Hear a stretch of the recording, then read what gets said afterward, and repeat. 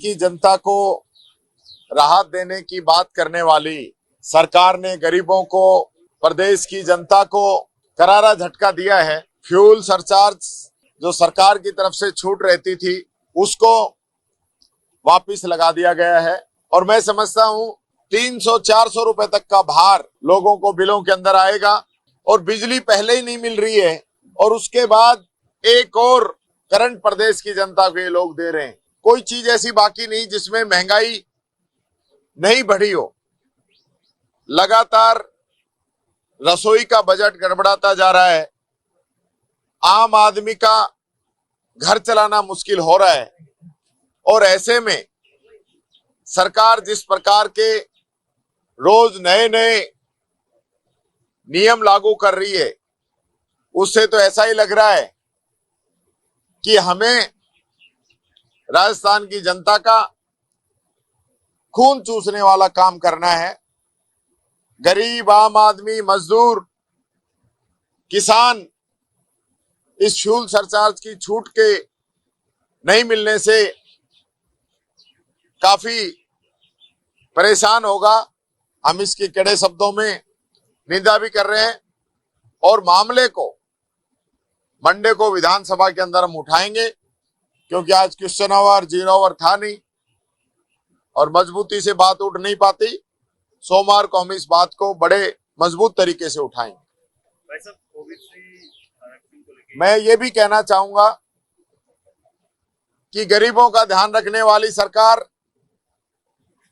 जो ये कहती है कि हम युवाओं का ध्यान रखेंगे, गरीबों का ध्यान रखेंगे, पिछड़ों का ध्यान रखेंगे, वो लगातार आज फिर ये साबित हो गया कि ये सरकार दलित, आदिवासी, पिछड़े उनके हक में नहीं है, उनके खिलाफ है। आज जिस प्रकार से जो निर्णय इस सरकार ने किया है कि ओबीसी के अंदर पुलिस सेवा में जो 5 साल की छूट मिलती थी उसको निरस्त कर दिया गया है।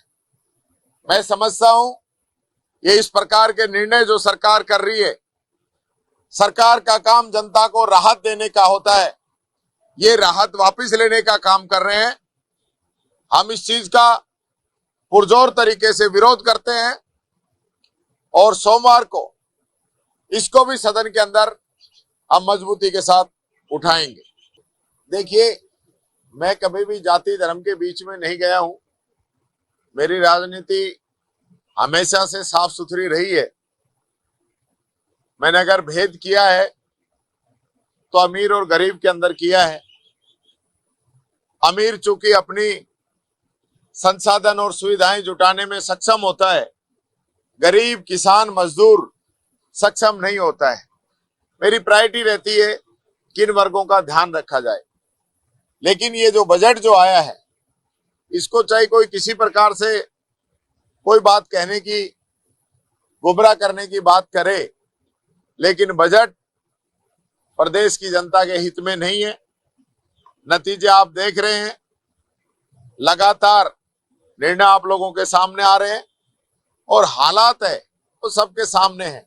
8 महीने हो गए सरकार को बने हुए, एक निर्णय इस प्रकार का हो जो जनता के हित में हो। अब नहीं, ऐसा नहीं कहा, ऐसा नहीं कहा। उन्होंने जो कहा उन्होंने उस पे अपनी बात रख दी, मैं उस बात पे नहीं जाना चाहूंगा। लेकिन हमने ये बताया, जिस दिन मैंने बजट में मैंने अपनी बात रखी उस दिन मैंने एक एक चीज को क्लियर कर दिया था कि ये बजट, एनर्जी के अंदर बजट कम किया गया है, एग्रीकल्चर के अंदर बजट कम किया गया है, ग्रामीण विकास के अंदर ये बजट को कम किया गया है, जो जनता की मूलभूत सुविधाएं हैं उनके अंदर बजट कम किया गया है। सोशल सिक्योरिटी पे बजट बढ़ाया नहीं गया है। 15% की बढ़ोतरी वही है जो हमने कानून बनाया, इसके अलावा 1 पैसा इन लोगों ने नहीं बढ़ाया है। तो जो सरकार गरीबों के लिए, किसानों के लिए, आम जनता के लिए और विशेष रूप से इस समय जब बिजली नहीं आ रही उसके लिए बजट के अंदर कटौती कर दे, तो इसके अलावा उस सरकार से क्या उम्मीद रख सकते हैं। देखिए, मैं फिर वही कह रहा हूं, मैं इस प्रकार की बातों में कभी जाति धर्म की बात नहीं करता और न इस चीज का जवाब नहीं देता। मैं इस प्रकार का जवाब नहीं देता।